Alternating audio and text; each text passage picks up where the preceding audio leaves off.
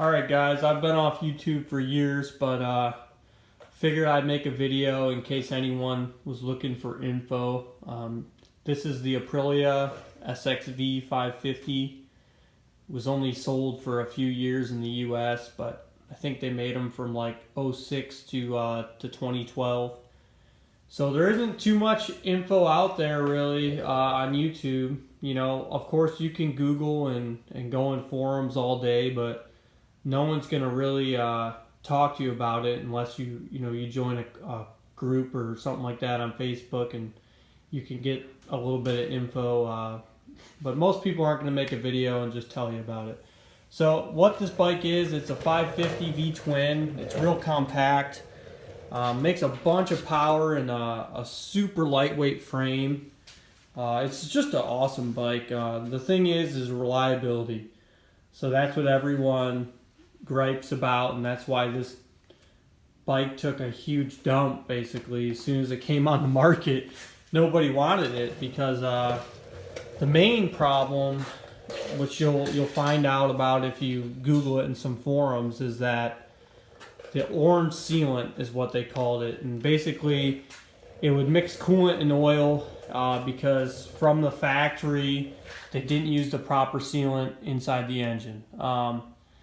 This is a easy fix, but there's a guy named Alan Nolan in Maryland who I think he actually did some alignment of the cases, and that supposedly fixes it. So once you get them rebuilt properly, you know, people have gone 20,000 miles on these things, you know, which just seems like, oh, maybe it's not that much, but for what you're getting for riding this thing, it's a good amount of miles. I mean, it makes, I think, 70 horsepower stock, but if you get the high compression pistons, you throw a pipe on there and get the ECU tune, probably makes, you know, 75, 80, and it only weighs, you know, 275 pounds. So it makes a bunch of power.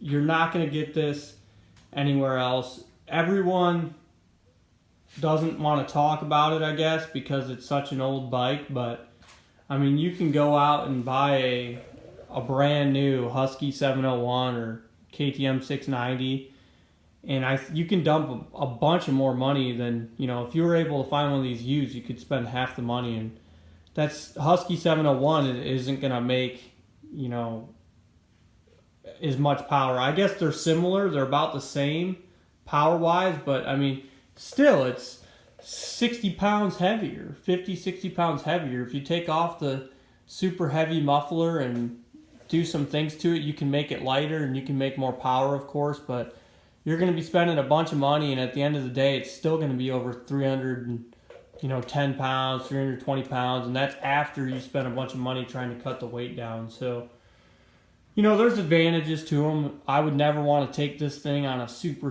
long ride. I mean, this is just a quick around town bike, or, you know, if you go to the track, of course it's a beast at the track, but just a lightweight fun bike. You know, it's got a real neat frame on it, and it's pretty awesome. But a lot of the confusion also is when this bike was developed, they didn't give people much guidance on how to maintain it, because the manual it came with has some wrong info in it. For example, something real simple to do is an oil change, but on this bike it turns into a nightmare because they didn't they didn't come out with the right criteria for it. So people were following the manual because they bought these brand new bikes, and the manual didn't tell you to do it right, because it didn't list the oil tank as a secondary drain plug. So when you change the oil on this thing, because it has a separate oil tank, you know, and then it sucks to the engine, kind of like a Harley, you have to drain the plug here, all right? You have to drain the plug down here. And you can see one of them's for the engine oil, this is for the engine oil, and then this is for the gearbox oil, because it's separate. So you end up draining two different plugs for the oil and then one for the gearbox. If you don't drain all three of them, you put too much in it. Then what happens? Well, the way they have it routed, which is actually pretty cool, they have it routed a specific way for track days, any excess oil actually gets blown into the airbox through the tubing. But they make a kit over at AF1 Racing, which basically if you put too much oil in it, it just redirects it through this line here, and then it just ties in. So it's simple to do, but if you do the proper oil change, you take both drain bolts out, all right, or drain plugs rather, you're not going to overfill it. And it also, you know, it only takes about 1,200 cc's of oil. Everyone will tell you something different. It's about that. It's between 1150 to 1250, based on if you take off the oil filter cover and fill it up or not, lean the bike over, blah, blah, blah. But that's where your filter goes. You got the two different plugs, one on the oil tank, one on the engine, and then the gearbox oil is different.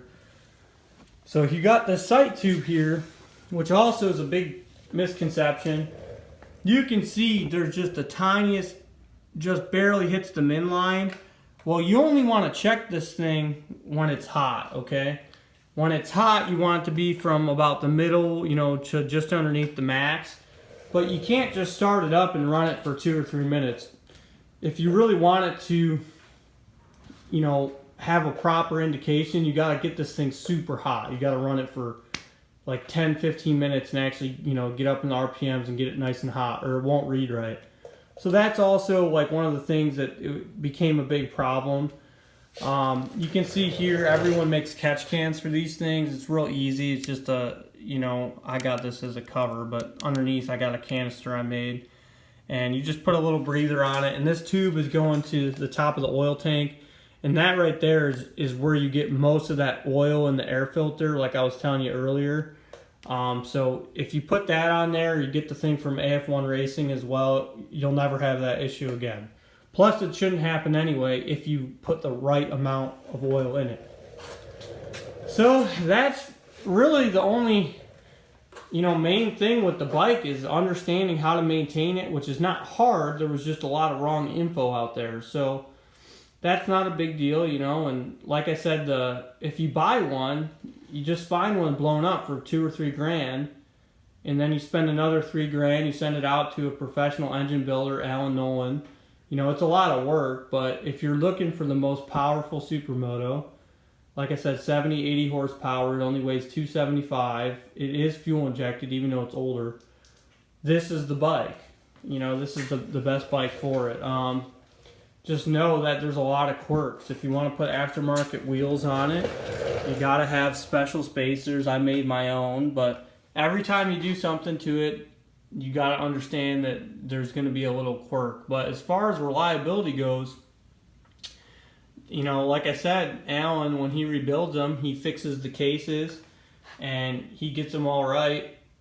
That unfortunately was not right from the factory, and that's why they have a bad reputation. So once you send it to him and you get the engine all fixed up, you know, it's going to last 15, 20,000 miles, you know, and that's a good amount of miles on a bike like this. If you try to get like a 450, like a, you know, YZ450F or a WR, something like that, and you convert it over, it's going to be nice because it's going to be lightweight like this bike, but it's a single cylinder, so it's not quite as good at high RPMs. You know, they vibrate, which this thing vibrates too, but you're just not going to get, I don't think you're going to get 15 or 20,000 miles if you're beating on it like you would this bike. So, you know, it's all how you ride it and how you maintain it, but overall it's just an awesome bike, and there's not a single video on YouTube that I've found talking about it. Trying to think some other small things. Like, people were talking about the starter, they go out constantly. Well, the reason the starters went out is because the starters are super small. All right, they have just enough, you know, they're just big enough to turn this engine over. It makes a lot of compression, and the mapping wasn't quite right out of the factory. So you had to get the proper ECU tune. You got to get the XV tuner cable is what it's called. Once you get the proper tune in this thing, it starts up no problem. Compared to other bikes, sometimes they take an extra, you know, second or two to crank over, and that's just because they're hard starting. But you're not going to be burning starters out if you get the proper tune done. This bike here has got the Aero exhaust on it. which is aftermarket. You know, it's got the header and the aftermarket can on it with the aftermarket air filter. So this thing originally had this big, you know, masking air intake on it, and it was all plugged up. So once you get this thing opened up, I mean, it's fast. At 60 miles an hour, it'll do a wheelie with no clutch. It'll flip you over. So it's a pretty awesome bike, and you know, I don't know if anyone's ever even going to see this or get any views, but feel free to call me if you got any questions about it. And this is the SXV 550 right here, best supermoto ever made, in my opinion.